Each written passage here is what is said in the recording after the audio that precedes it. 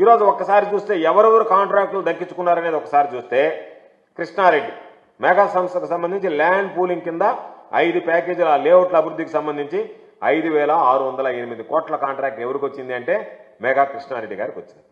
మరొకటి ఈనాడు కిరణ్ సోదరుడు వియ్యంకుడు రాయల రఘు ఆయనకు సంబంధించి ఆర్వీఆర్ ప్రాజెక్ట్స్ అయింది. ల్యాండ్ పూలింగ్ కింద ఇచ్చినటువంటి 4 పనులు 2,813 కోట్ల 66 లక్షల రూపాయలకు ఆయన దక్కించుకున్నాడు. మరొకటి బెంగళూరులో రియల్ వ్యాపారం చేసేటువంటి బొలుసు శ్రీనివాసరావు ఈయన చంద్రబాబు నాయుడు గారికి అత్యంత సన్నిహితుడు. బిఎస్ఆర్ ఇన్ఫ్రాకు సంబంధించినటువంటి వ్యవస్థాపకుడు. ఈయన ల్యాండ్ పూలింగ్ స్కీమ్ కింద లేఅవుట్లకు సంబంధించి 8 ప్యాకేజీలు వచ్చాయి.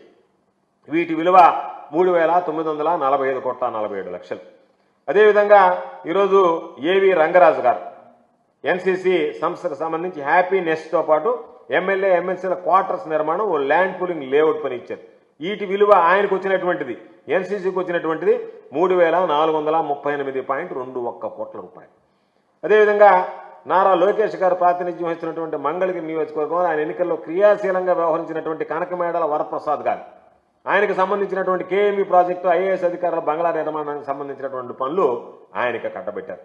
వీళ్ళందరితో పాటు చంద్రబాబు నాయుడుకి ఎప్పుడు అత్యంత సన్నిహితంగా వ్యవహరించేటువంటి ఎల్ఎన్టీ సంస్థ ఆ సంస్థకు ల్యాండ్ పూలింగ్ స్కీమ్ కింద లేఅవుట్ల అభివృద్ధికి సంబంధించి ఒక ప్యాకేజీ వాళ్ళకి అప్పచెప్పారు.